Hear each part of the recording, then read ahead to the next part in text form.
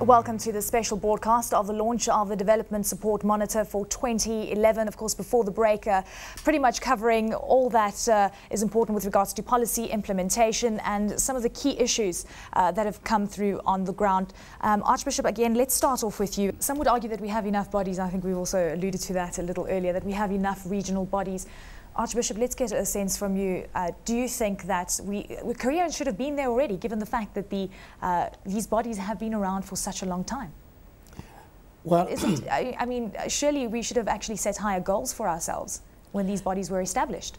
Well, we do set higher goals, but sometimes we fail to realize them. Take, for instance, the Maputo Protocol, which recognized that agriculture is key for Africa's development and that government set a 10% mark in terms of their investments. But sadly, only 7 countries have been able to do that. And so we do have the policy frameworks, and sometimes it's the will to implement. And I think that it's a wake-up call, as the ministers talked about the global situation, that we Africans have got to understand that Africa, you are on your own. And this is a momentous period for us to pull our socks up and be able to implement, recognizing that it requires all of us, all the sectors, to put a hand towards Africa's development. I'm glad the Archbishop, Dr. Mayaki, mentioned the Comprehensive Africa Agriculture Development Program that was set up in Maputo in 2003. And I think the average median of what we actually saw coming through from all the countries, I know you alluded to the fact that 10% needed to actually be, of the budget needs to be allocated to agriculture. Only around 4.1% as a whole, as an average, came through. Should there be a separate body that is set up to go and figure out why countries aren't able to meet the targets, the commitments that were made?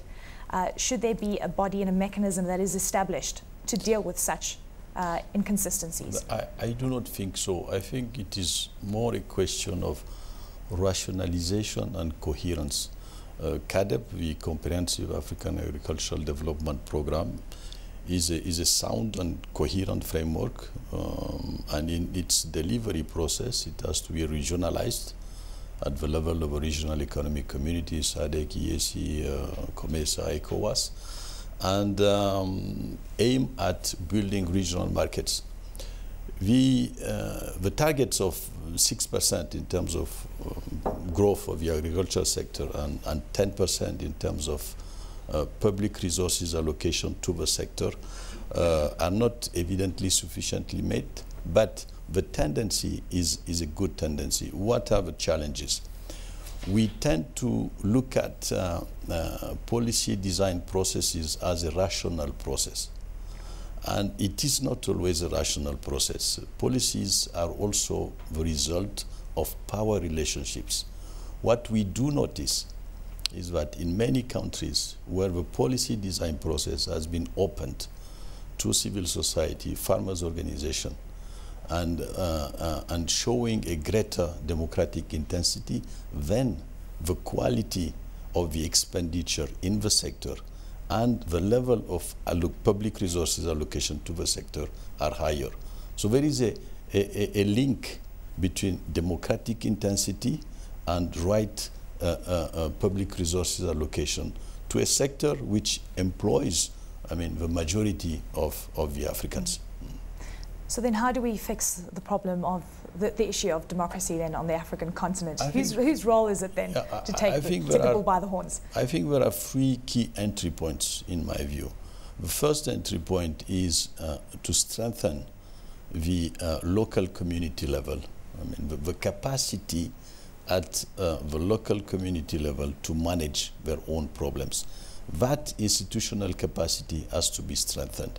And through the decentralization processes that we do witness throughout the continent, it is slowly but surely taking place. The second entry point is to strengthen institutions like farmers' organizations. For example, in NEPAD, we review the CADEP framework by inviting most of the regional groupings of farmers' organizations throughout the continent so that they directly criticize the implementation of the CADEP program. So it allows us to shape their behavior in a much more integrated manner when implementation is taking place. And the third entry point is regional integration. And as the minister was saying, we have certain issues which do not have optimal national solutions. Infrastructure is an example, whether it is about roads or power. The optimal solutions in most of our continent are at regional level.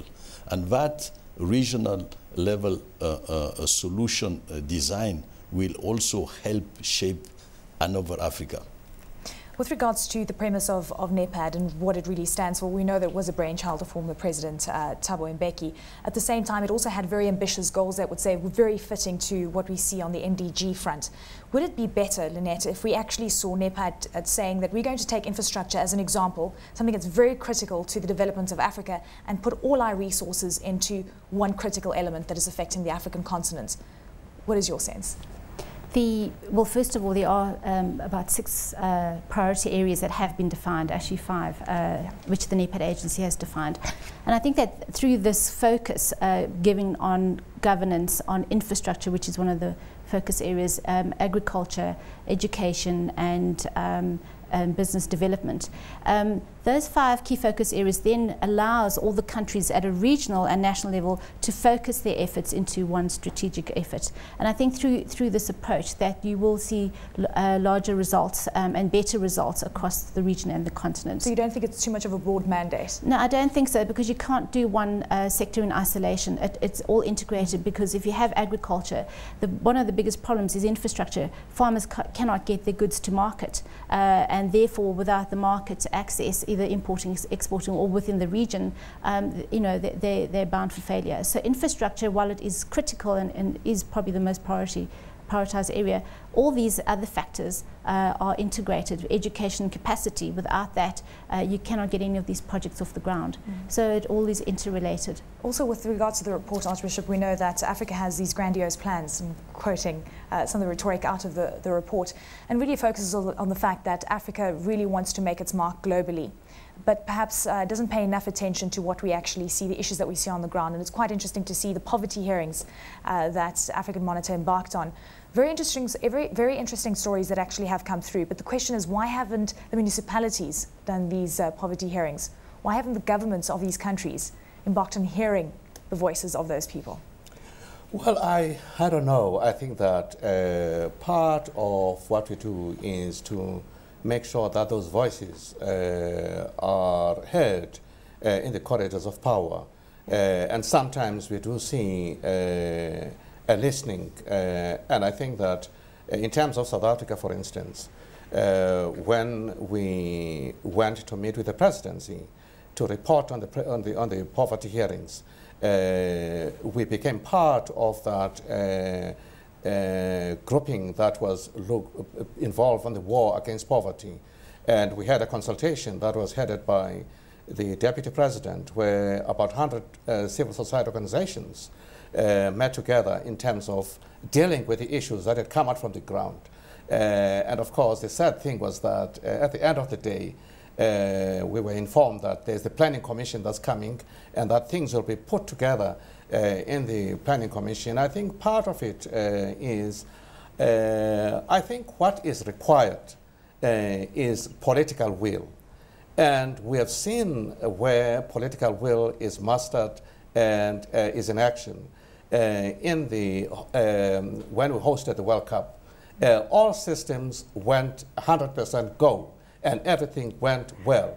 And I think my challenge to governments of Africa is that we need political will in the first instance, and that people on the ground are ready and willing to partner governments. And I think that we've heard that there's a mind shift in terms of business, in terms of involvement in the development agenda. And I think that part of our theme when we're talking about unlocking Africa's moment, we have to unlock Africa's mindset in terms of ownership of Africa. We've got to own Africa as ours. We recognize the challenges in that we are 54 countries in Africa. Brazil is Brazil, India is India, China is China. But we have got to recognize that, and with those constraints, beginning with what the minister was referring to, and Dr. Mayaki, in terms of regional cooperation. But it's that willpower, political will, the will of the people, the will of business, and together we can make a difference. And why can't we have this mindset, the World Cup mindset, across the African continent? And if I actually just had to go back and look in hindsight, what actually drove us to ensuring that we had a very successful few months is because the world was watching us. Do we need the world to watch us so that we can make good on what is also going to benefit us? That's the problem of Africa. That's our problem, that we are accountable to the world and not to our people. And that I think that if we take it the other way around, that it's Africa's time has come, and that the fact that we could hold that, despite people were holding their shoulders over, looking over their shoulders, where they were pleasing people in Europe or so, I think the most important thing is for us to recognize that we're accountable to our people here in our continent. And I think that the spirit that began to emerge from the World Cup, when Africans were behind, supported each other, South Africans behind Bafana, when we went out, we're all behind Ghana. And I think that kind of spirit should permeate as we seek to go forward. Let me ask you this then, Archbishop. Do you think the money was well spent then for the World Cup? That's another question. Maybe we should ask the Minister then of Finance. No, we should have got some discounts from the construction company. At the end of the day, yes, it's something that we can look back on. It's provided Africa with what is called the demonstration effect. You know, having theory is one thing, having policies is another. Having concrete examples of things that work is quite another thing. Even with a high price tag, though, Minister? Well, you've got to pay a price for some of these things, and when you have a boss like FIFA looking over your head, you know, you've got to deliver the goods as they require. There could be better propositions at the end of the day. But the Archbishop is absolutely right. This is about political will. But the one thing we need to correct is that political will normally operates within sovereign boundaries. What we now also need to do is to develop collective political will. And secondly, the grassroots can also develop political will.